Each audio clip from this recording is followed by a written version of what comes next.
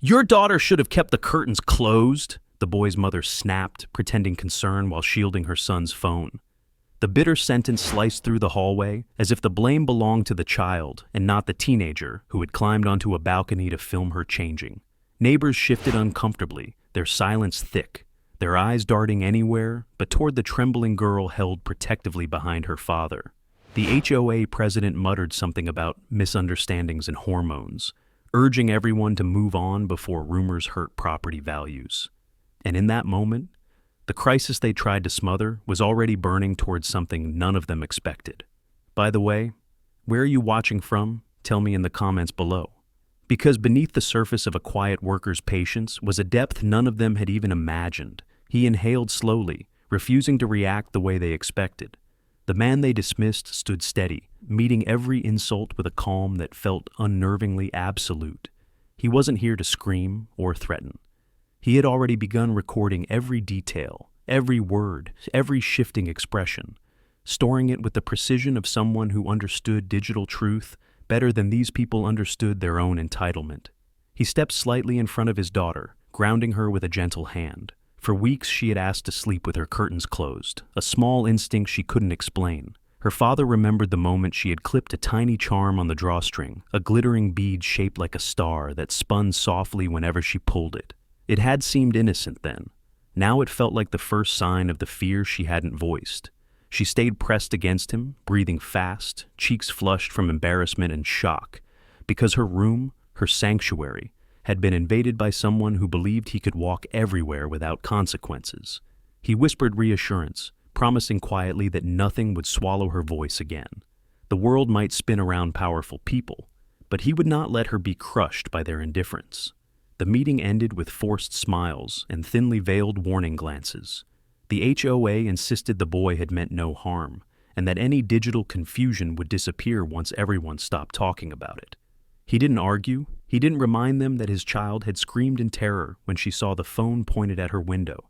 He didn't mention that the live stream had run long enough for strangers to capture screenshots. He simply nodded once, gathered his daughter close, and walked her back toward their side of the gated community, where the decorative gardens gave way to the maintenance buildings and the spaces where power rarely looked. Their home felt smaller that night, its usual comfort dimmed by what had happened. The charm on her curtain string still glimmered faintly, catching the moonlight as though echoing her shaken breaths. He inspected the window frame, noting the scuff where someone had placed weight. Then he opened his old laptop, the one he hadn't touched in years, a device that still held pieces of his former life. The world saw him as a janitor who swept hallways and fixed leaks, but that machine held another version of him entirely. He powered it on, feeling the familiar hum beneath his fingertips, and began retrieving the public stream logs that the HOA was so eager to pretend never existed. His husband arrived home an hour later, coat draped over one arm, expression icy at the sight of their daughter curled against him. The judge understood instantly that something catastrophic had unfolded, something that cut deeper than community politics. He listened while his husband recounted every detail, eyes narrowing further with each sentence, and the calm facade he wore in his courtroom cracked just enough to reveal fury. But he didn't shout either. He simply asked one question: whether the stream had been deleted before or after the HOA meeting. The answer confirmed what he already suspected. Attempts to erase evidence left traces, and traces could lead to truth. Their daughter finally drifted to sleep between them, one hand clutching the star charm she had removed from her curtains. He watched her and felt something inside him lock into place. He had promised her the world would not break her spirit. This was the moment that promise mattered most. He would gather everything silently. He would not be bullied into silence or guilt. The people who dismissed them had no idea who they were dealing with, no idea what skills lay hidden beneath his steady exterior. And tomorrow, when he walked the community pathways to begin preserving the next set of digital breadcrumbs, the first thread of their downfall would already be woven. Because justice didn't need anger, it needed evidence, patience, and truth. He persisted. He stayed awake long after the house fell silent, the soft glow of his laptop reflecting on his face as he watched the cached fragments of the live stream reload one by one, each frame sharpened into proof. Timestamps, IP trails, viewer comments, blurred screenshots already circulating. Nothing inside him flinched. He processed each detail with the same calm he once used to trace hostile servers across continents. When he finally closed the screen, the room was quiet except for the faint hum of the ceiling fan and his daughter's breathing from down the hall. There was no anger left in him, only clarity. He knew exactly what had to happen next. Morning came early, with cold air seeping under the door and a low haze stretching across the gated pathways. He walked Mira to school himself. She clutched the star charm tightly, fingers curled around it like it was armor. The school gates loomed, bright and polished, a stark contrast to how small she felt. She paused before stepping inside, her eyes searching his face for reassurance. He knelt and pressed a kiss to her forehead, promising he'd be right there when she returned. She nodded, but the way she held her shoulders told him she still felt the violation lingering over her. It fueled him more than anything. Once she disappeared into the building, he turned toward the maintenance offices. The corridors here were narrow, lined with utility pipes and buzzing lights that flickered when humidity climbed. People rarely paid attention to these back passages. That made them perfect for calls and quiet preparation. He set his bag down beside the supply closet and pulled out the small evidence binder he had started assembling the night before. Printed screenshots, timestamp logs. The metadata trails preserved in chronological order. Even the HOA's deletion attempts, recorded through server cache scars, were sorted neatly. Every page was a brick in something larger, something the community wouldn't be able to ignore. As he stepped out to begin his shift, he found the HOA president waiting near the maintenance cart. The woman wore a polished smile that never reached her eyes. She commented on the incident again, brushing it aside as teenage misjudgment. She insisted that discussing it further would make things worse for everyone. Her tone slipped dangerously close to warning. He let her finish without interruption. Then, with the same neutral calm he used in interrogations years ago, he asked whether the HOA had filed the mandatory digital privacy breach report with the local department. Her smile faltered. She tried pivoting to talk about community image, but he didn't press further. He simply walked away, pushing the cart toward the school courtyard. She didn't realize until he was already halfway down the hall that he had just marked the first public crack in their narrative. Throughout the morning, he worked as usual, sweeping hallways, fixing a jammed classroom door, replacing a burnt-out light above the cafeteria line. To anyone watching, he was just another worker in coveralls, but beneath that quiet movement lay precision. Every step he took was part of a larger map. Every face he passed, every overheard whisper, every odd glance from administration was added to an internal list he'd learned to keep in the military. He didn't need confrontation. He only needed truth, and truth tended to reveal itself around those who assumed they were safe. Midway through his shift, a younger maintenance worker approached him, carrying a broken security camera. The lens was cracked, the wiring scorched from a short circuit. The man asked if he could salvage it. He studied the device briefly, then stripped the outer shell with fast, efficient movements. The internal circuits were intact.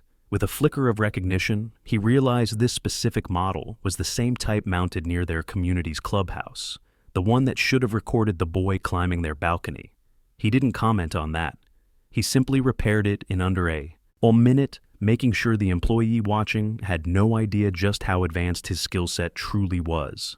His colleagues stared, clearly impressed, and joked that he worked like he'd done this in the military. He smiled faintly, offering nothing but a shrug, then handed the fixed camera back.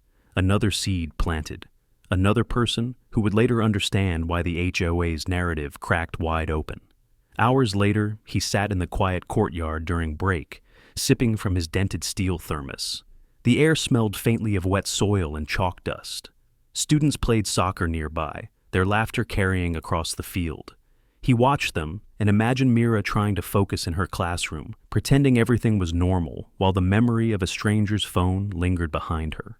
It hardened his resolve. His husband texted during lunch. Conflict of interest request submitted. Waiting for judge assignment. He breathed out slowly, relief threading through his ribs. Rowan didn't need to preside. He only needed the process to stay transparent. And transparency was exactly what these people feared most. By late afternoon, he returned home to collect the next set of stored cache files. He downloaded the archived thumbnail previews of the deleted stream, low resolution, but unmistakably showing the balcony railing and the angle of intrusion. He printed copies and filed them behind the previous pages. The binder was growing heavier, not just in weight, but in consequence. As the sun dipped behind the manicured houses of Halcyon Bend, he stepped onto the balcony to inspect the scuff again. The faint mark where a shoe had slipped still clung to the metal. A physical reminder. He photographed it from 3 angles, cataloging it with the same care he used with digital logs. Mira peeked out from behind him, holding the star charm in her palm. She looked at the railing, then at him. Is he going to get away with it? He looked down at her, brushing a strand of hair from her cheek.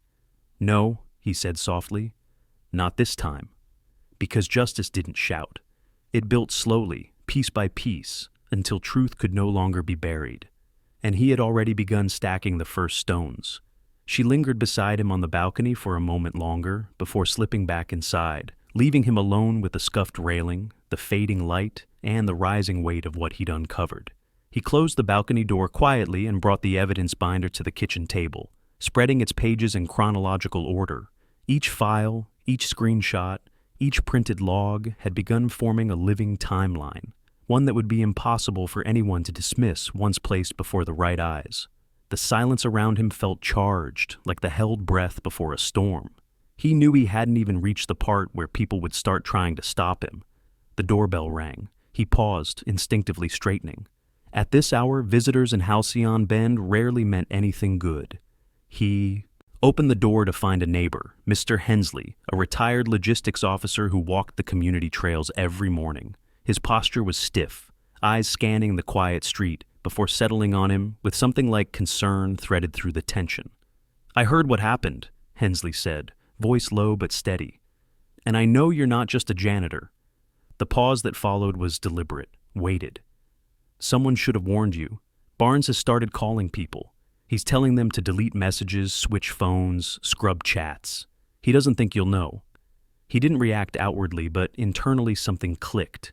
The cover-up wasn't rumor. It was active, and it was sloppy.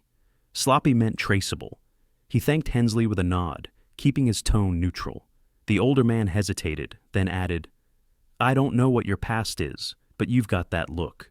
The one people get when they've handled worse than suburban politics. And without another word, he turned and walked back toward his home. Once the door shut, he exhaled slowly. The retired officer had unknowingly offered him exactly what he needed: confirmation. Reputation, leak. The HOA's fear was spilling into public sight, and the more they scrambled, the more evidence they created. Digital footprints, deleted messages, contradictory statements. All of it would feed into the public exposure victory he was slowly constructing. He returned to the table and opened a fresh folder. Using his laptop, he began mapping patterns. He organized screenshots of the comments that had flooded the live stream before it was cut. The usernames he didn't recognize. The timestamps matching the early attempts to delete posts. Even the subtle lag in the stream replay suggested a brief interruption, likely when the teen lost his footing against the railing. He connected each element like puzzle pieces, building a narrative that didn't rely on emotion, only fact. Footsteps padded softly down the hallway. When he looked up, Rowan stood in the doorway, still dressed from a late meeting. The judge's expression shifted subtly as he took in the spread of logs and screenshots. You got more, Rowan murmured, stepping closer. Confirmation, he said simply. They're deleting messages, pressuring neighbors, trying to collapse the timeline. Rowan's jaw tightened. Good. That means they're scared. Fear makes people predictable, and predictability is traceable. He offered a faint smile at that, the kind that came from years of shared understanding. They didn't need long conversations to align. Their entire life together had been built on unspoken trust. Rowan set his briefcase down. I submitted the special judge request. If it's approved, the hearing can move fast. They won't be able to bury it. Good, he said again, because this is just starting. They spent the next hour comparing notes, legal procedure from Rowan, digital, evidence from him, emotional impact from Mira's recounting earlier that afternoon.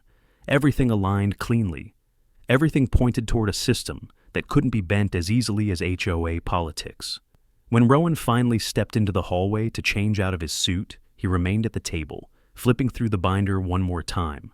This wasn't just about a violation. It was about intent, arrogance, entitlement.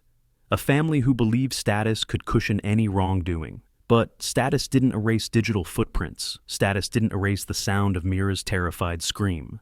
Status didn't erase a father's promise.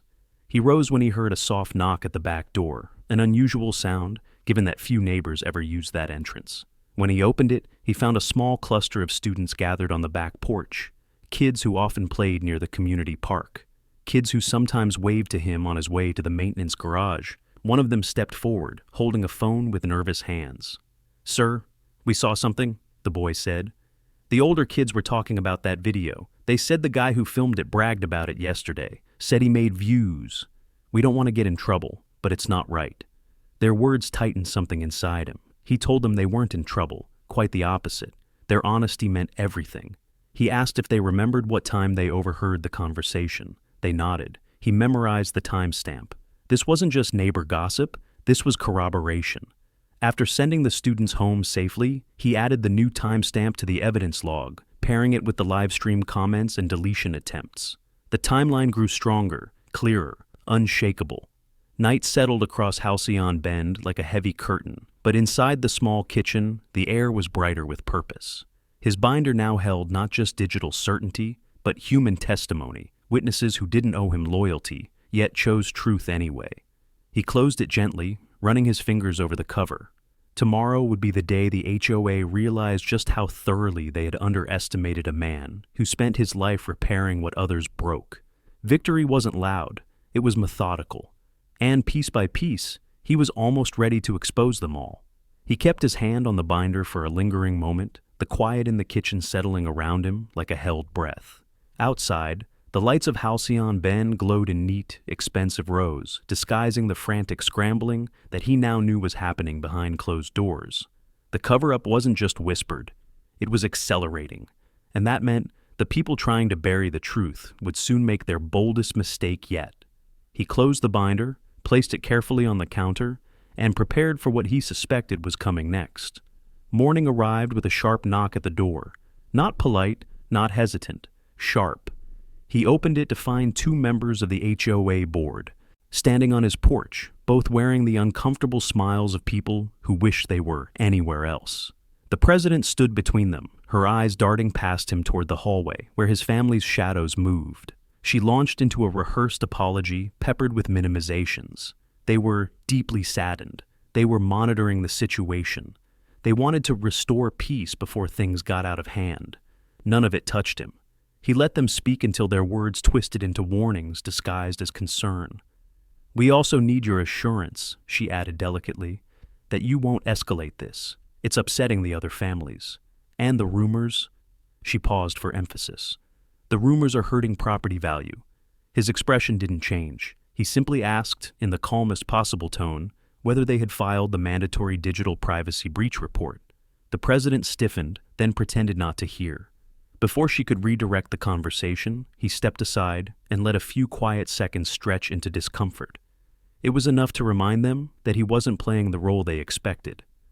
"We'll revisit the matter," she muttered. He nodded once and closed the door. He didn't need to argue. Silence was often more revealing than outrage, and he had captured every word on the small recorder in his pocket. After they left, he walked Mira to school again. She held his hand tightly, the star charm looped around her finger. She was walking straighter today, not because she felt safer, but because she was trying to. He squeezed her hand gently, letting her know he saw her effort. When she disappeared inside, he returned to his tasks with the same steady rhythm as every other morning, sweeping hallways, checking equipment logs, repairing door hinges. No one watching from afar would see anything unusual, except the precision threaded through each movement. By mid-morning, the emergency HOA meeting announcement rang across the neighborhood through the community app. Mandatory attendance, urgent discussion, restricted access. He read the alert once, then wrote the timestamp in his notebook. It was exactly the kind of panic he had expected. When his shift ended, he headed straight to the clubhouse's conference room, binder tucked inside his coat. The room buzzed with murmurs, residents wearing worried, pinched expressions. Some avoided his eyes, others nodded respectfully, guilt creeping into their posture. And then there was Clinton Barnes, arms crossed, chin high, confidence forced. His son hovered awkwardly behind him, eyes darting to the floor. The president called the meeting to order, pretending composure. They said there had been a privacy misunderstanding. They said the board was handling the matter internally. They assured everyone that no major harm occurred because all digital records had been removed. That was the moment the crisis trigger spark hit. He raised his hand. The room went still. Without theatrics, he asked whether they were claiming that every copy of the live stream had been erased. The president nodded stiffly. Clinton smirked. He opened the binder. The first page contained a server cache log printed in crisp black ink, displaying fragments of the deleted stream captured automatically by the hosting platform. He laid it on the table. Gasps rippled. The HOA president's face drained of color. He didn't raise his voice. He didn't accuse. He only presented facts, metadata timestamps, archive thumbnails, comment logs, deletion attempts marked in bright red. Each page landed like a rock dropped into glass. Every attempt to hide the truth became proof of intent. Clinton lunged forward, grabbing for the papers, insisting they were fake. He stepped back calmly, letting the man's aggression expose itself. Several residents moved instinctively between them, suddenly protective of the man they once overlooked. "Deleted records don't delete themselves," he said softly. The room erupted, neighbors whispering, parents demanding explanations, the board scrambling to maintain control. Even Troy's face collapsed as he realized the views he bragged about had become evidence. A mother from across the street announced she had seen the boy climbing the balcony that day. Another parent confirmed overhearing teens discussing the video. Witnesses were surfacing faster than the HOA could silence them. He didn't need to say a word now. The truth had begun spilling without him. He simply closed the binder and stepped toward the door. He knew what was coming next. The part where the people in power realized their grip was slipping. The part where their panic would drive them to choices that revealed even more. The part where the court, not a clubhouse, would decide what happened. Just before he left, he felt eyes on him. A man from the back, a father he barely knew, stood with a tight, sincere nod. Others mimicked it, hesitation fading into support. Public perception was shifting. The ripple had started. When he stepped into the cool evening outside, he breathed deeply. He had just turned their internal handling into undeniable community evidence, and tomorrow it would grow louder. He walked home from the clubhouse with the night air cooling the heat on his skin, each breath steadying the surge of tension that lingered after the confrontation. Behind him, voices still erupted inside the building, accusations, shuffling chairs, frantic questions. But none of it mattered now. The room had seen the truth, the cover-up had cracked, and he knew a fracture like that only widened with time. He kept his pace slow, letting the quiet residential street swallow the noise he'd left behind. Porch lights flickered on, one by one, as families settled in for dinner, unaware that their entire community was shifting beneath them. When he reached his front steps, the house felt different, warmer, somehow, despite the weight of the night. Mira peeked through the window before he even opened the door, her small face framed by the glow of the living room lamp. She rushed forward as he stepped inside, wrapping her arms around his waist. He held her gently, letting her breathe, letting her know without words that he wasn't going anywhere. Rowan emerged from the hallway, expression sharp with concern as he took in the tension still clinging to his husband's shoulders. "Something happened," he said, reading him with the ease of someone who had built a life alongside every nuance of his posture. "The meeting," he replied. "They tried to declare everything erased." Rowan exhaled, slow and controlled. "And I showed them otherwise." A flicker of pride crossed the judge's face, but it was tempered by the seriousness of what that meant. Once a truth reached public ears, the people trying to bury it tended to panic harder, faster, and louder. It was usually the moment when mistakes multiplied. Rowan asked for details, and he summarized the chaos. The president's lie, the residents' reactions, the witnesses stepping forward, the board's unraveling facade. "They'll try to retaliate," Rowan murmured, pacing slowly. "They'll claim you manipulated data. They'll claim you misunderstood. They'll grasp at anything that keeps them from facing accountability. But you've got the timeline. And timelines don't lie." He nodded, knowing that was true. The evidence binder resting on the table held sequence, logic, and undeniable fact. But something still felt unfinished, something he couldn't quite articulate yet. Later that evening, after Mira went to bed, he sat at the kitchen table alone. He pulled the binder toward him and opened it to the beginning again. Not to confirm anything, he already knew the details by heart, but to understand the emotional thread that tied it all together. He stopped at the page with the photo of the star charm reflected faintly in the live stream's blurred frame. Mira had clipped that charm to her curtains because she liked how it sparkled in the morning sun. He had thought nothing of it then, but now that small object, innocent, childish, fragile, was the most critical piece of visual alignment in the evidence timeline. It confirmed the angle from which the teen filmed. It confirmed the time. It confirmed the intrusion. It confirmed the truth. That charm, hanging quietly in her room, had become proof no one could refute. He rubbed his thumb across the printed image. Something tightened in his chest. The next morning, he returned to the spot on the balcony to replicate the reflection under daylight conditions. He adjusted the position of the charm, mimicking its angle from the night of the incident. He photographed the reflection pattern again, then compared it to the cache thumbnail printed in the binder. The match was perfect. Another piece locked into place. As he stepped back inside, he noticed the HOA president approaching from the walkway. Her expression was sterner today, less polished, more cornered. She greeted him with stiff politeness, pretending to check on his well-being after the stressful meeting. Then her tone shifted subtly, landing somewhere between threat and sympathy. "There's still time to resolve this privately," she said. "The community doesn't need more disruption. Think of your daughter. Think of the reputation she'll carry if this escalates." He studied her face carefully, cataloging every twitch and pause, every flicker of unease. She wasn't protecting the neighborhood. She was protecting herself. "My daughter already carries a burden," he replied quietly. "Someone else put it there, not me." Her jaw tightened. She left with a curt nod, revealing more fear than authority. Once she was gone, he took a deep breath and turned toward the school. He pushed the maintenance cart through the courtyard, scanning the familiar surroundings. Birds chirped from the tall oak near the benches. Students hurried between classes. Teachers greeted him with absent-minded waves. Everything looked unchanged, yet nothing was. In the hallway near the library, he spotted a faint smudge on the floor, muddy, small, a shoe print. He crouched to examine it. The pattern was slightly worn, uneven at the heel. He recognized it. He had seen the same tread on the balcony scuff.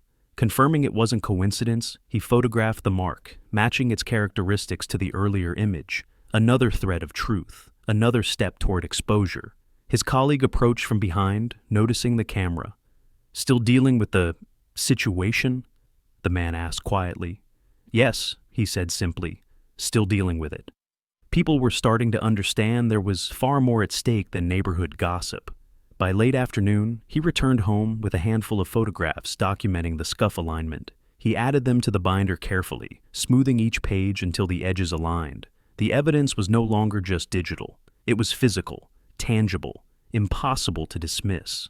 When Rowan returned home that evening, he found him standing at the kitchen counter, binder open, eyes narrowed with purpose.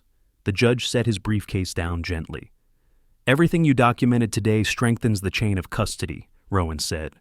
"They won't be able to twist this in court." He closed the binder with quiet finality.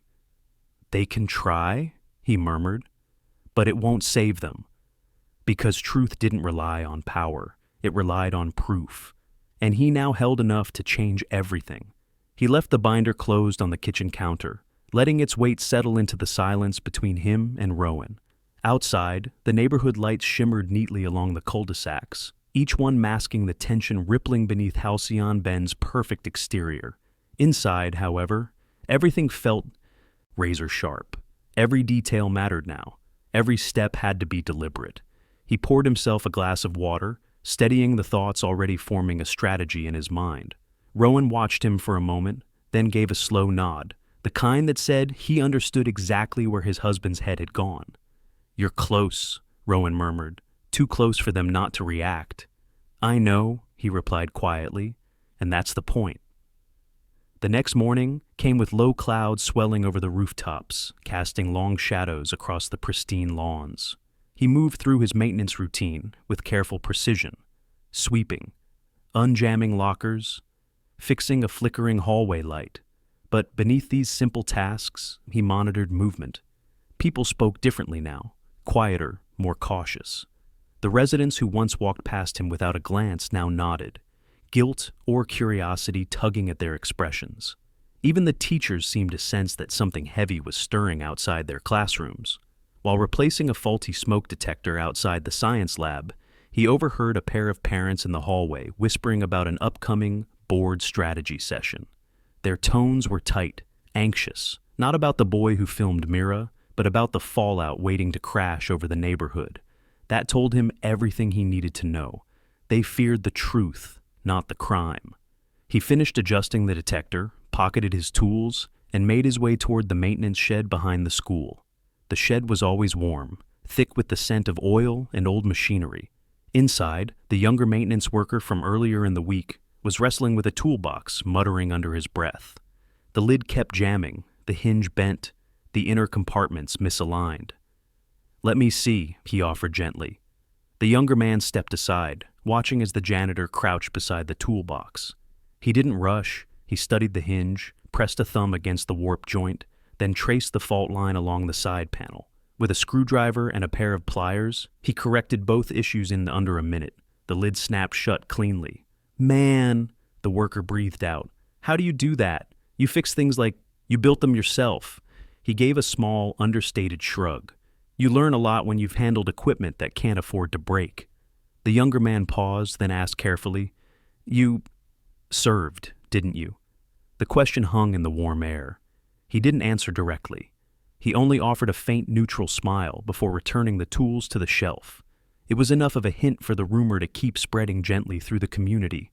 Another layer of truth drifting into the public sphere before the court ever needed to confirm it.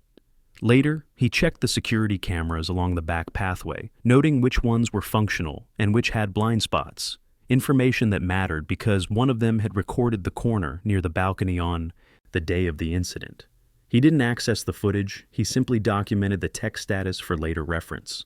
Everything he touched, everything he observed, folded into the methodical structure of the case he was building. The victory strategy relied not just on evidence, but on demonstrating how thoroughly the HOA had failed and tried to hide that failure. As he walked back toward the courtyard, a group of 7th graders clustered near the drinking fountain fell silent. One boy stepped forward nervously, eyes darting around. "Sir," he said quietly, "everyone's talking about the hearing. They say the HOA is trying to blame you for making trouble." He crouched down, meeting the kid's uneasy gaze. "Telling the truth isn't trouble," he said gently. "Sometimes people just don't like when the truth points at them." The boy nodded slowly, then hurried back to his friends. When his shift ended, he returned home with a new sense of direction. The rain clouds that had loomed all day finally broke, sending a soft drizzle across the balcony where the incident had occurred. He stepped outside, letting the water hit his shoulders, watching droplets gather along the railing. They traced the same path a shoe had taken days earlier, highlighting the faint scuff he had photographed. Even nature seemed to be revealing what the HOA wanted hidden. Inside, Rowan was reviewing paperwork on the dining table. Mira colored at the counter, humming under her breath. A small sound, but one that meant she felt safe for the moment. He leaned down to kiss the top of her head, then joined Rowan. "The board's panicking," Rowan said, tapping his pen lightly. "They've sent 3 emails to the conflict judge's office insisting this should stay internal, which is ridiculous. It never works." "It means they're scared," he replied, "and scared people make mistakes." He opened the binder and added new pages, photographs of the toolbox hinge, the camera status list, the weather records from the balcony. Individually, they were simple observations. Together, they formed an undeniable trajectory, a pattern showing not only what happened, but how the community's negligence had enabled it. Rowan glanced over the material, then tightened his jaw. "You're building a case stronger than most attorneys I've seen." "It's not just a case," he murmured. "It's protection. She deserves to grow up knowing no one can silence her." Outside, the rain grew steady, tapping gently against the windows. He closed the binder and rested both hands on top of it, feeling the full weight of everything it contained. The truth was almost ready. And when the next storm hit Halcyon Bend, it wouldn't be water that washed the lies away. The rain softened overnight, leaving the streets silvered and quiet by morning. He stood at the kitchen window before dawn, one hand resting lightly on the binder, while the other held a cup of coffee that had long since cooled. The steady rhythm of rain dripping from the gutters matched the calm, precise cadence of his thoughts. Everything was aligning: the evidence, the witnesses, the HOA's unraveling facade. But he knew the next step would shift the balance permanently. Once a community senses a reckoning coming, people start choosing sides. By the time Mira woke, the sky had brightened into a muted gray. She padded into the kitchen, still clutching the star charm in her hand. He knelt to tie her shoelaces, noticing how she held her shoulders a little higher than the day before. Strength rebuilt itself quietly, especially in children. He kissed her forehead, walked her to the school gates, and watched her disappear into the crowd before turning back toward the neighborhood.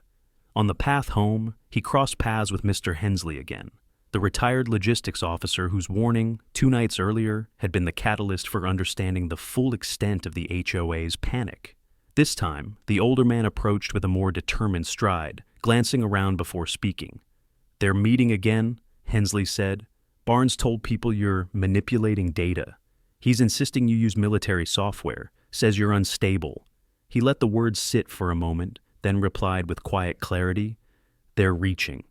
Hensley gave a short, humorless laugh. "Reaching? They're scrambling. When people like them lose control, they start rewriting reality." That was exactly what he expected. Reputation smearing was the last shield of people who didn't want the truth to rise.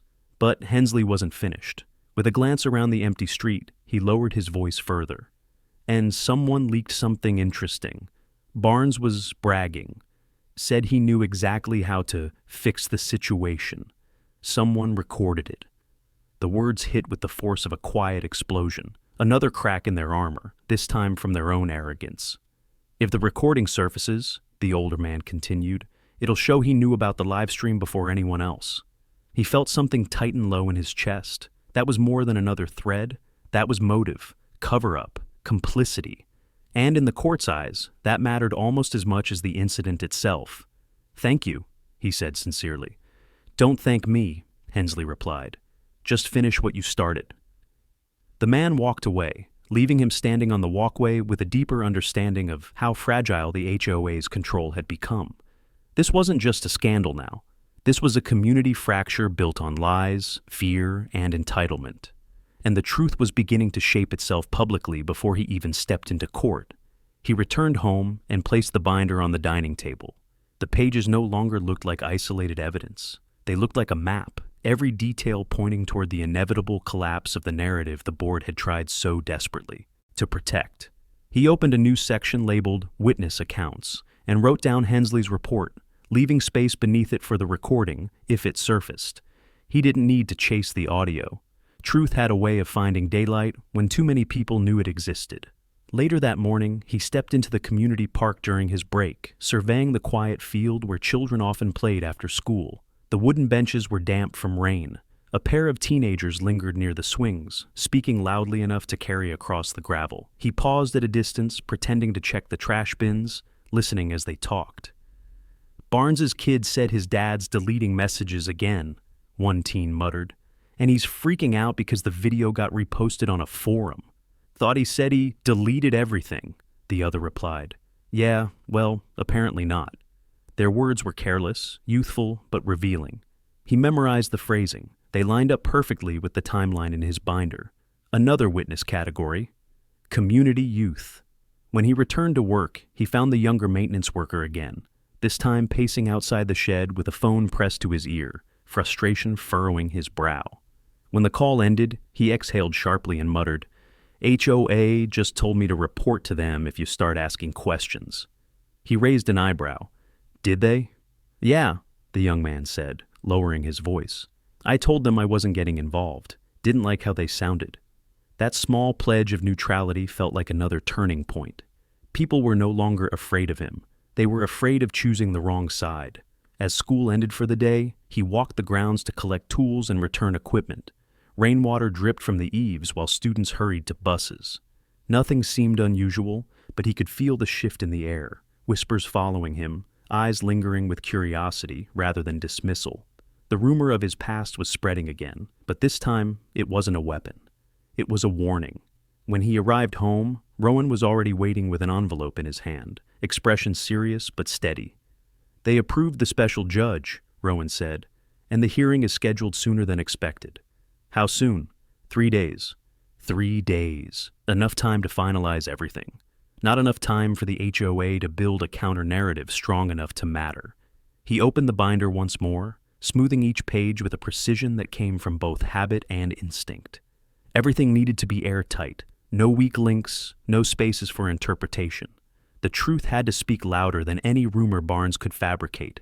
As he worked, Mira came into the room, holding the star charm loosely between her fingers.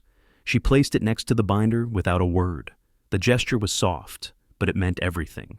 He touched her hand gently, then tucked the charm into the pocket of the binder's first page sleeve, a symbolic connection, a piece of her safety woven into the truth. When the house finally fell quiet, he sat with the binder closed, the charm nestled inside, and let the weight of the coming days settle over him. The community had seen the cracks. Now they were about to witness the break. He sat there for a long moment with the binder closed and the star charm resting safely inside, letting the quiet of the house settle. 3 days. The truth had been building toward this point, from the second Mira screamed on the balcony, and now it was finally converging. The storm outside had tapered into a soft drizzle, but inside him, something steadier and more deliberate had taken its place. He rose from the table, exhaled once, and began preparing for the next step, the one that would take everything out of Halcyon Ben's shadows and into official record. Before leaving for work the next morning, he tucked the binder under his arm, the weight familiar against his palm. In the kitchen doorway, Rowan straightened his tie, watching him with a subtle mixture of relief and concern. "Today needs to be clean," Rowan said. "No engagement with Barnes, no arguments, just documentation." "It will be clean," he replied. "Everything is already in order." Mira came in holding her backpack straps tightly. There was a quiet bravery in her eyes now, fragile but real. She hugged him before school, whispering, "Do you think it'll stop soon?" "Yes," he murmured, pressing her close. "Very soon." He walked her to the gate again, watching until she joined her classmates. The star charm peeked from her pocket, glinting softly beneath the morning light. He turned away only when she disappeared through the doors. At work, the air felt heavier with unspoken tension. Teachers glanced his way longer than usual. Students whispered. Even the maintenance staff paused before speaking, aware now that something far larger than school repairs was unfolding around them. He moved through his tasks with the same measured calm as always, but beneath that quiet rhythm, he pieced together final confirmations. Timelines, witness ordinals, and patterns of deletion activity that correlated with specific HOA meeting times. Mid-morning, while fixing a loose panel near the auditorium, his phone buzzed with a message from a neighbor. The recording surfaced. "You need to hear this." He stepped into an empty hallway and pressed play. Barnes's voice filled the speaker, cocky, dismissive, careless. "If they don't shut up, I'll handle it. I already told the board to delete everything. He won't know what he's doing. He's just a janitor." The audio crackled with background laughter. Then another voice chimed in. "Did your kid really say he got views off the video?" A hesitation. Then Barnes again, quieter this time. "It was stupid, but if the stream's gone, no one can prove anything."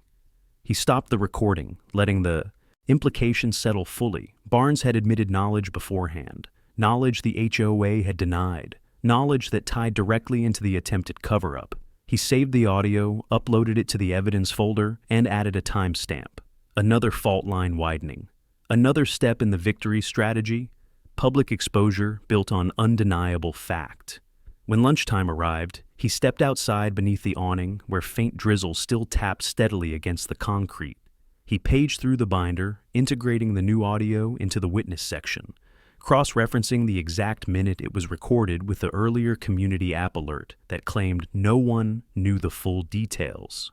The contradictions formed a perfect pattern. Just as he finished making the updates, Rowan texted, "Judge confirmed. Hearing will be live-streamed due to community interest." For a heartbeat, he stilled. Live-streamed. Not closed doors, not private chambers. Public, transparent. Exactly what the HOA dreaded. He returned to the maintenance shed, where the younger worker spotted the binder under his arm and hesitated before speaking. You're Taking this all the way, aren't you? I have to, he answered. Not just for her, for every kid who thinks no one will listen. The worker nodded, swallowing hard. Well, if anyone asks, I saw Barnes's kid near the balcony that day. I didn't say anything before because, well, you know how people are here. He inclined his head gently. Thank you. Witnesses were no longer afraid to speak. Momentum was shifting. By afternoon, the sky darkened again, and rain drummed harder against the school roof. He headed home with the binder tucked inside his coat, shielding it from the weather. When he reached his driveway, he found a small package on the steps. Anonymous, no return address. Inside was a flash drive and a note that simply read, "Backup copy. Use it if they try anything." He plugged the drive into his laptop. It contained a screen recording from one of the watchers of the original live stream. Not a screenshot. An actual recording showing the moment Troy stumbled against the railing before regaining balance and aiming his phone through the window. This was far more than evidence. This was decisive. He copied the file into 3 locations and printed the frame alignment. When Rowan returned home and saw the new documents laid out across the kitchen table, the judge paused mid-stride. This changes everything, Rowan said quietly. They can't bury this, not even remotely. He nodded once. It was never just about a live stream. It was about what they thought they could get away with. Rowan stepped closer, voice low. Then tomorrow, we file, and I'll request that every piece be placed under judicial protection. This ends in court, not under an HOA roof. That evening, Mira curled against him on the couch, her breathing soft, and even as she fell asleep. He looked at the charm hanging from her hand, then at the binder, now filled to its final capacity. It was ready. The truth was ready. And tomorrow, the world, no longer just Halcyon Bend, would see exactly what had happened. Subscribe with the bell on if you're following this journey, because the real storm is about to begin. He carried Mira to her room with gentle arms, laying her beneath the soft glow of her nightlight before closing the door halfway the way she liked. The house felt impossibly still when he stepped back into the hallway, the weight of what tomorrow held settling deeper into his chest. The evidence binder sat on the dining table like a silent sentinel, finalized, airtight, irrefutable. Every page, every log, every witness detail had built toward a single outcome. And now, the world beyond Halcyon Bend would finally see it. Rowan joined him moments later, loosening his tie as he studied the spread of documents. I sent the preliminary filing, he said quietly. The judge accepted our request for evidentiary protection. Once it's logged, the HOA can't touch any of it. He nodded, the relief subtle but genuine. Good. Then we start early tomorrow. You realize Barnes will fight harder now, Rowan added. They all will. That's fine, he murmured. Let them. They stood together for a moment, side by side, surveying the binder. It wasn't just evidence anymore. It was a map of every lie the HOA had told, every attempt to erase truth, every thread of entitlement that had led them to believe the incident could vanish like a rumor. And tomorrow, every one of those threads would unravel in public view. He barely slept that night. He didn't need to. Years of missions had taught him how to function on precision, not rest. Before dawn, he woke and prepared quietly, coffee, a shower, double-checking the final printed logs. He kissed Mira on her forehead as she slept, then met Rowan at the door. They left together, the binder clutched beneath his arm, the star charm tucked securely in its front pocket sleeve. Outside, the morning air carried a sharp chill, the kind that made the world feel newly awake. Their footsteps fell in sync as they crossed the small path toward the car. Today wasn't just documentation. Today was exposure. At the courthouse, the lobby buzzed with early arrivals, reporters gathering equipment, community residents whispering in clusters, courthouse staff moving briskly between security stations. The energy felt tense, anticipatory. He recognized several neighbors standing near the benches, their expressions a mix of guilt and newfound support. Even those who avoided eye contact couldn't hide their curiosity. They all knew the livestream hearing was scheduled. They all knew something monumental was coming. He and Rowan moved through security smoothly. The guard glanced at the binder, lifted an eyebrow, and murmured, "Hope they're ready for whatever's in that." "They will." "Be," he replied. Inside one of the smaller conference rooms, they met with the court clerk assigned to collect and log the evidence. The clerk handled each page carefully, glancing over the digital logs with widening eyes. "You documented this yourself?" she asked. "Yes." "Then this is going to be a problem for the HOA," she whispered, almost to herself. He said nothing. Silence was still his sharpest instrument. The clerk finished scanning the last page and secured the binder in the case file. Copies were uploaded into judicial storage, time-stamped and protected. It was official now, untouchable. Everything he'd preserved was no longer just truth. It was law. When he and Rowan stepped back into the lobby, more residents had arrived. Whispers lifted like wind through leaves. He didn't look at them. He kept his focus forward. But then a small voice called out, "Sir?" He turned to see one of the students from earlier, the boy who had told him other kids were discussing the live stream. The child held out a sheet of notebook paper, hand trembling slightly. "I wrote down what I heard that day, just in case." He accepted the paper gently. The timestamp matched perfectly with the live stream's cached comment spike. "Thank you," he said softly. The boy nodded and hurried back to his mother, another witness. Another layer of truth aligning itself exactly when it needed to. Barnes arrived shortly after, flanked by 2 HOA members. His face was drawn tight, arrogance strained into brittle confidence. He saw the growing crowd. He saw the reporters. Then he saw who everyone was watching.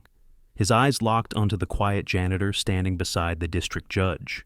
For the first time, fear cracked through his expression. He pushed forward, demanding to speak, insisting there were misunderstandings, claiming they had handled things privately. But every step he took only made more people stare. Every word he uttered tightened the circle around him. Rowan stepped between them, calmly. "This isn't the place, Barnes." "This is absolutely the place," Barnes hissed. "He's trying to ruin my family." "He's proving what your son did," Rowan cut in coolly. The crowd murmured. Barnes reddened. Before Barnes could launch into more accusations, the clerk opened the courtroom doors and called his husband's name. He moved forward with steady steps. Binder no longer needed in his hands because its contents now existed in every secure corner of the judicial system. Inside, the courtroom lights brightened as cameras were set in place, the hearing officially public due to community interest.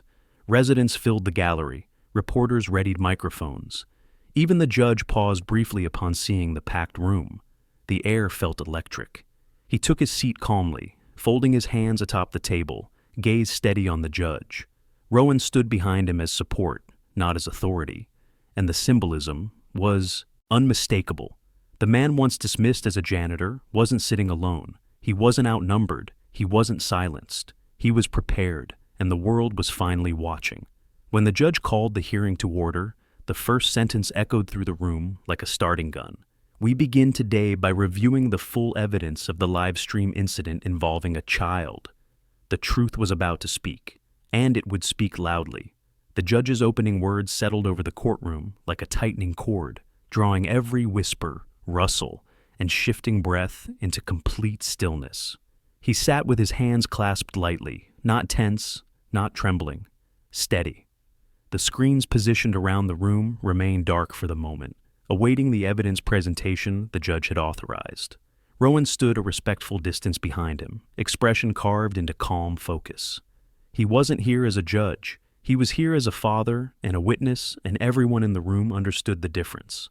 Across the aisle, Barnes shifted in his seat, jaw clenched so tightly it distorted his face. His lawyers leaned in, whispering frantic reminders about protocol, but Barnes wasn't listening. He kept his eyes locked on the man he had called just a janitor, struggling to mask the growing fear creeping into his posture. His son sat beside him, shoulders hunched, gaze glued to the table. The judge cleared his throat and turned to the clerk. "Begin with the initial digital evidence submission." The screens flickered to life.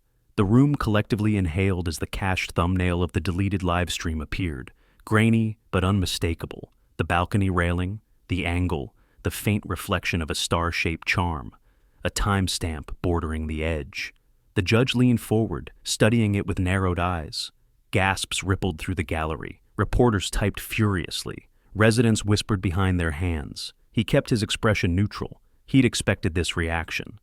"This image," the judge said, Was recovered after the live stream and subsequent deletion attempts. Is the individual who preserved this file present? He stood. Yes, Your Honor. And did you personally retrieve and archive this file? Yes. Did you manipulate it? No. Does it represent accurate data from the system it was captured from?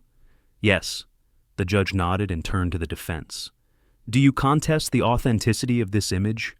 Barnes's attorney stepped forward with forced confidence, claiming the file could have been altered. But before he finished, the clerk displayed the server cache logs, metadata trails that documented the deletion attempts by user ID.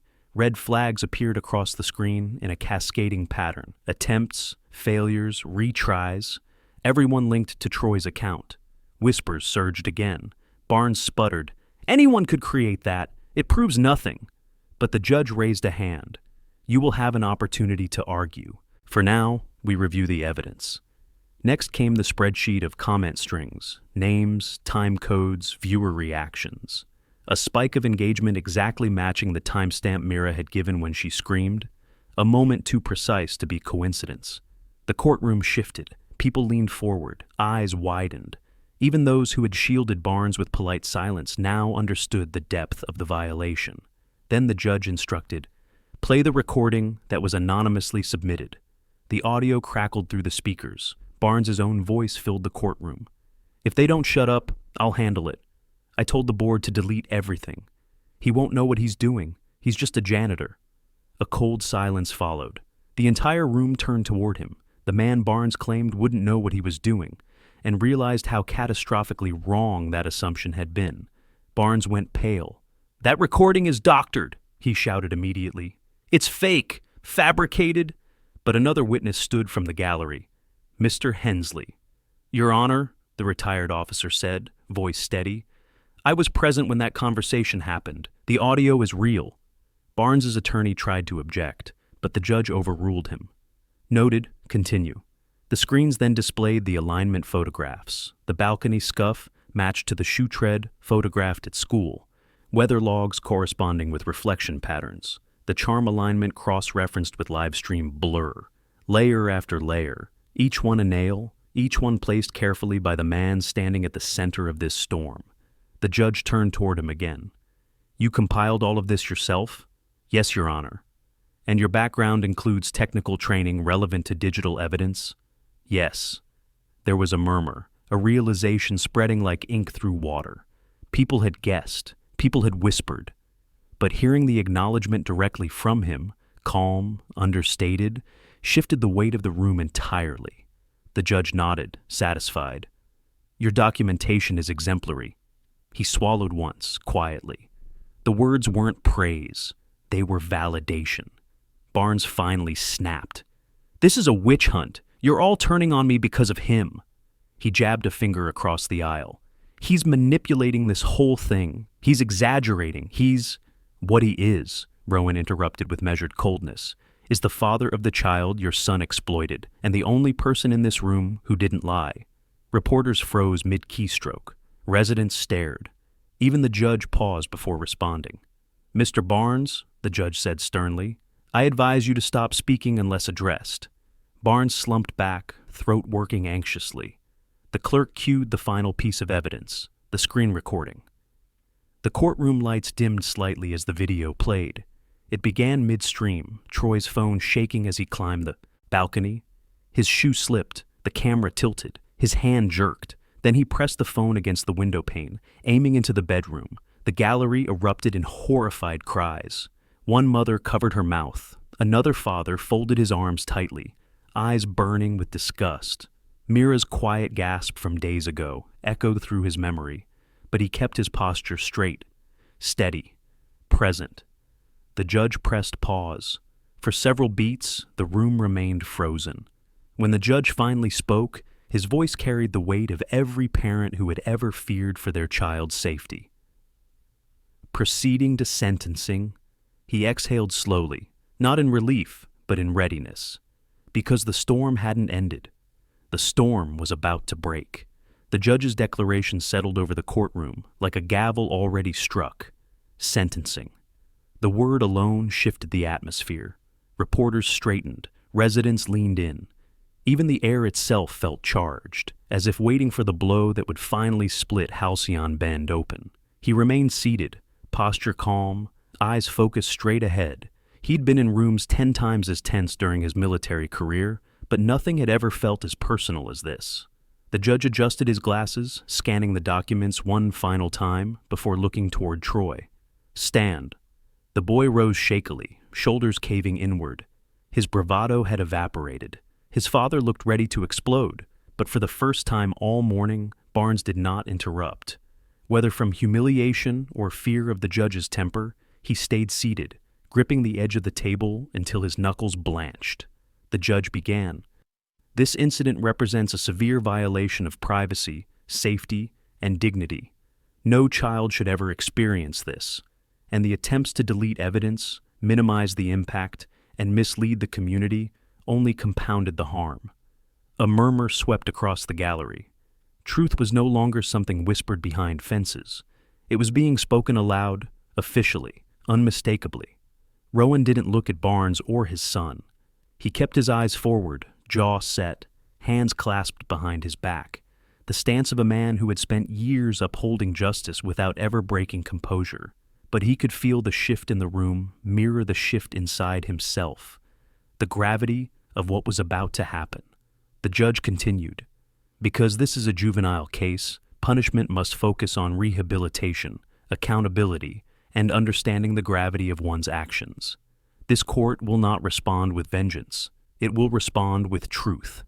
Barnes puffed out a breath as if relieved, but that relief lasted exactly 3 seconds. "However," the judge added, voice resonating deeply, "the consequences must reflect the real harm done and the dishonesty that followed." The clerk handed the judge a sheet. He skimmed it, then nodded. "Troy Barnes, this court sentences you to the following. First, you will complete a state-certified digital privacy rehabilitation program designed specifically for minors involved in online exploitation or voyeuristic misconduct." A few gasps rippled through the room. One mother whispered, "Good." "Second," the judge continued, "you will perform 200 hours of supervised community service at the elementary school the victim attends." At that, someone audibly stifled a gasp. Barnes jerked forward, eyes wide with disbelief. "You can't put him there," Barnes shouted. "That's—" "Sit down," the judge snapped. Barnes froze.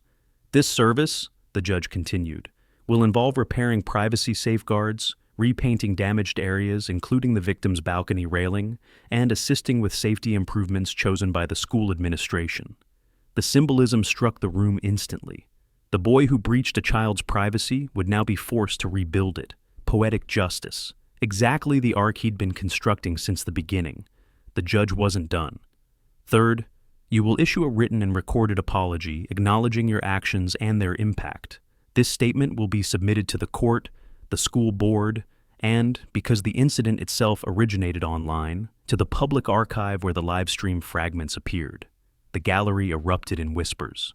Residents looked at the father, seated calmly at the center of it all. The man who had swept their halls, fixed their lights, and now quietly dismantled an entire false narrative. But the judge still hadn't reached the end. "Finally," he said, voice lowering, "due to the community-wide damage caused by the cover-up attempts, this court is authorizing release of the full hearing footage, redacted to protect the minor victim. The community deserves transparency, and this is how transparency begins." Barnes shot to his feet again. "This is a disaster. You're humiliating us. This court is exposing the truth," the judge replied sharply. "Nothing more." The man sat down hard, face mottled with rage. As the judge finalized the written record, something subtle began shifting behind him. A quiet murmur passed through the gallery, low, rolling, gathering strength. He turned slightly and caught sight of parents meeting his gaze with softened eyes. Teachers nodded respectfully. Even the teenagers in the back row stared with something like awe.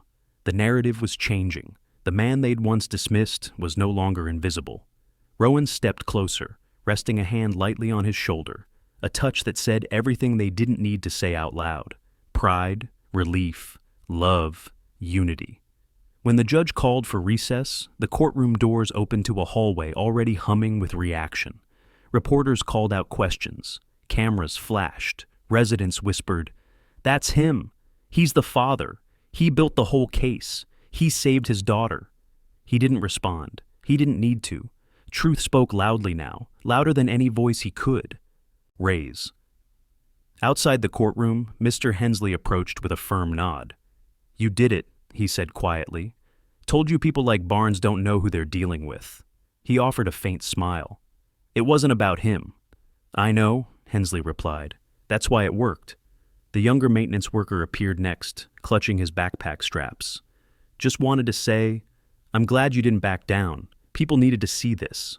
Again, he nodded. As he stood in the hallway surrounded by murmurs, shifting loyalties, and dawning recognition, he realized the truth was no longer confined to his binder. It had become part of the community's memory, etched into every face now looking at him differently. He turned as Rowan joined him, brushing a hand across his back. "You ready to head home?" Rowan asked softly. "Not yet," he replied. "There's one more thing I need to do." Because justice wasn't complete until the truth reshaped what came next. And tomorrow, that reshaping would begin. He stepped away from Rowan, the courthouse hallway still buzzing behind them, and moved toward the quiet corner near the exit, where sunlight spilled through tall glass panels and painted gold onto the floor. He needed a moment alone, not to recover, but to anchor himself before the next step. The hearing had ended, but the ripple it created had only begun. Justice was not a single gavel strike. It was everything that followed in its wake. He reached into his coat and pulled out the binder, no longer needed for court, yet still carrying the weight of every page he had assembled. He placed his hand on it for a brief moment, letting the significance of the day settle. This binder had been the bridge between truth and recognition. Now it would shift into something else, a record of what people in power tried to hide and what a quiet father refused to let disappear. Rowan approached slowly, respecting the distance he had taken. "You did everything you came here to do," he said softly. He shook his head once. "Not everything." He stepped outside into the cold air, each breath visible in thin threads. People had gathered on the courthouse steps, neighbors, parents from school, even individuals he didn't recognize who must have watched the public stream that morning. They parted instinctively when he appeared, not out of fear, but out of a new, quiet respect. One woman stepped forward, a mother whose child often played with Mira at the park. Her voice shook slightly as she said, "I'm so sorry we didn't speak sooner. We knew something was wrong. We should have listened. We should have helped." He simply nodded, no resentment, no accusation. He only carried forward what mattered. As they spoke, the courtroom doors opened again. Barnes stumbled out, face twisted with disbelief and humiliation, surrounded by his lawyers who whispered frantically about appeals and statements. But even they knew the truth had cemented itself. The cameras turned toward him, not toward Barnes, and something in Barnes finally broke. "You ruined us," Barnes spat, voice cracking. "You did. You and your... Rowan stepped forward, but he gently lifted a hand, stopping him. "No," he said calmly. "Your actions did." Barnes froze at that. For the first time, he had nothing left to throw back. He turned away, pushed through the crowd, and disappeared with his son trailing behind, both of them finally stripped of the arrogance that once allowed them to treat harm as an inconvenience. After the crowd began to disperse, he and Rowan walked toward the car. But before they reached it, he paused again, feeling the strange quiet settling around him. It wasn't the silence of fear or suppression. It was the silence after a storm, when the air feels clearer, sharper, and more honest. When they returned home, Mira was waiting at the kitchen table, coloring with brows furrowed in determined concentration. She looked up when they entered, her expression flickering between hope and uncertainty. "Is it over?" she asked. He knelt beside her chair and pulled her into his arms. "Yes," he said quietly. "It's over." She relaxed fully for the first time since the night of the live stream. Her shoulders softened, her grip on the star charm loosened. She leaned against him with a small sigh that carried weeks of fear finally dissolving. Later, after dinner, after homework, after settling Mira into bed with a story, he returned to the living room. Rowan stood near the sliding doors, looking out over the dark yard, the same yard beneath the balcony where everything had begun. "She's safe," Rowan said softly. "She is," he agreed. And she knows it now. He placed the binder on the table, running his hand over the cover. It was strange to see it no longer as a weapon, but as a reminder, proof that even when people in power tried to rewrite reality, there were still ways to bring truth forward, quietly, steadily, relentlessly. "Are you going to keep it?" Rowan asked. "Yes," he said, "for her. So she knows one day that silence doesn't mean weakness." Rowan smiled faintly and slipped an arm around him. "You didn't just give her justice," he murmured. "You gave her a reason to trust the world again." They stood there together, watching the small lights of Halcyon Bend flicker in the distance. The community wasn't perfect. It never had been. But tomorrow, the neighborhood would wake with a new understanding of accountability, a new sense that no one was untouchable. That truth didn't belong to the wealthiest voice in the room. Truth belonged to the one who refused to let it drown. He finally closed the binder and placed it on the bookshelf beside family photos, where it belonged, not hidden, not glorified, but held as part of their story. Night settled around the house. The world was quiet again, but not in the way it had been before. This quiet carried healing. It carried justice. It carried the steady promise of a father who had taken on an entire community to protect his child, and he had won. Subscribe and don't miss our next story. Trust me, you'll feel it. And tell me in the comments, what injustice should we tackle next?